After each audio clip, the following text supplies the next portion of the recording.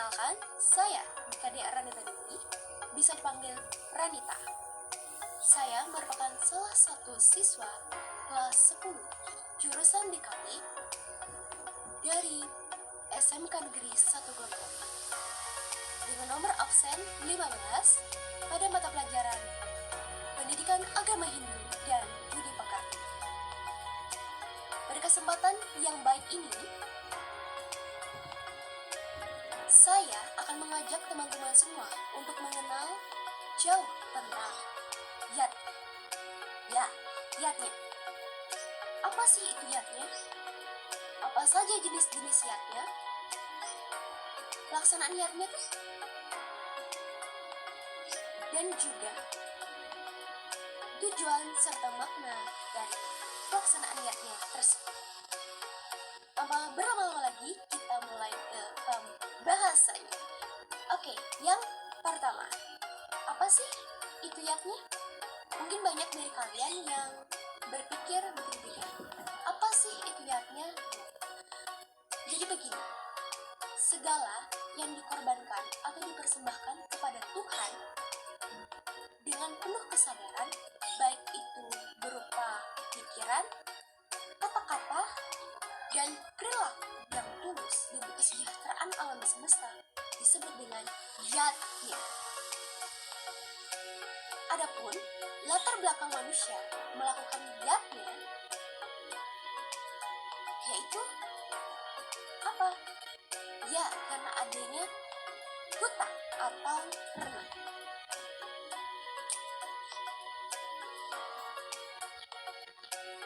Dari trirena menimbulkan pancayatnya.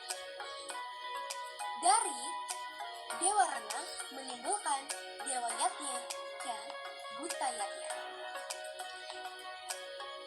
Dari resi rena menimbulkan resi yatnya. Dan dari pitra rena menimbulkan pitra yatnya dan manusia yatnya. Oke, yang kedua, apa saja jenis-jenis yatnya? Jadi, yatnya itu memiliki jenis-jenis sebanyak 5 atau yang disebut dengan pancayatnya.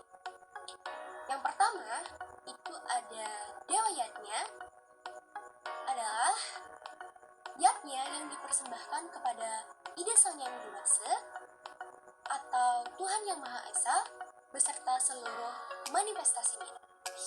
Yang kedua, pitra yatnya adalah korban suci berupa persembahan atau bakti kepada leluhur atau dan orang tua. Ketiga, resi yatnya adalah semua bentuk persembahan yang tulus ditujukan kepada para maharsi. Yang keempat, manusia yatnya adalah korban suci yang kaitannya untuk memelihara hidup dan membersihkan lahir batin manusia. Yang kelima atau yang terakhir, butayatnya adalah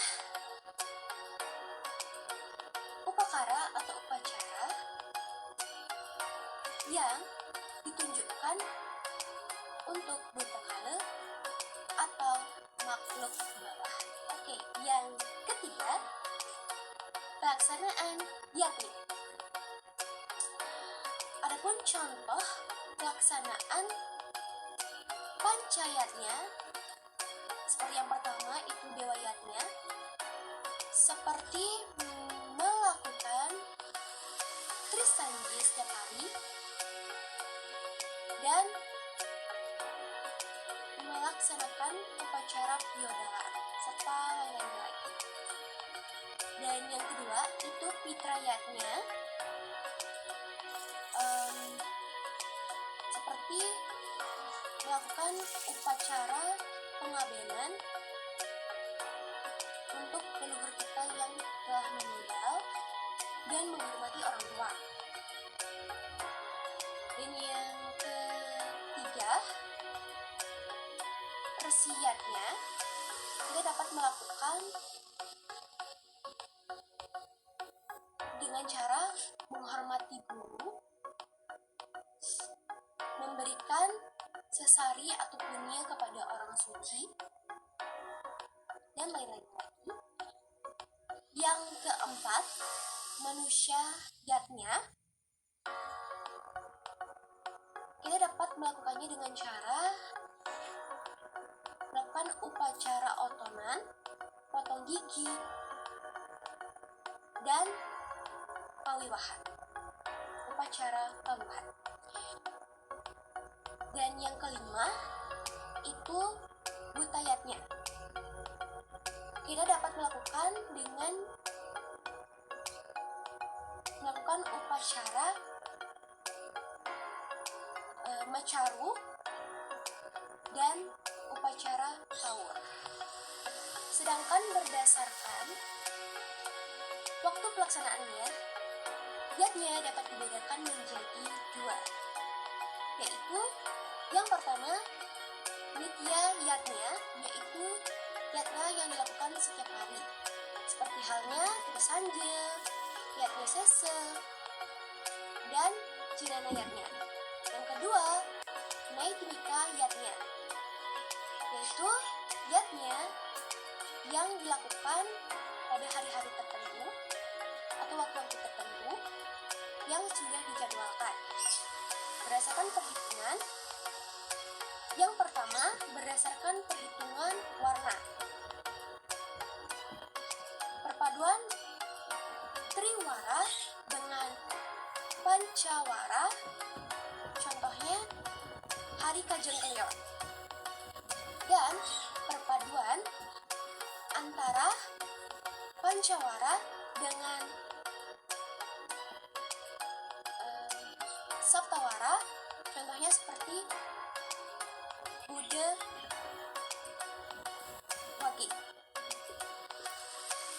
Yang kedua, berdasarkan wuku, contohnya seperti Galungan. Dan yang ketiga, berdasarkan perhitungan sasih seperti film, purnama, nyepi, dan simulasi. Oke, yang keempat, tujuan dan makna pelaksanaan dari yatnya. Tujuan dan makna pelaksanaan yatnya yaitu adalah sebagai pengejawatan weda, untuk penyucian, untuk meningkatkan kualitas diri, dan sebagai sarana penghubung diri kepada ide Sang Yang Dewasa Tuhan. Atau bisa dibilang sarana menghubungkan diri dengan Tuhan. Dan tentunya kita melaksanakan yatnya itu harus dengan tulus ikhlas, tanpa pamrih, dan selalu berada di jalan yang Tuhan berikan.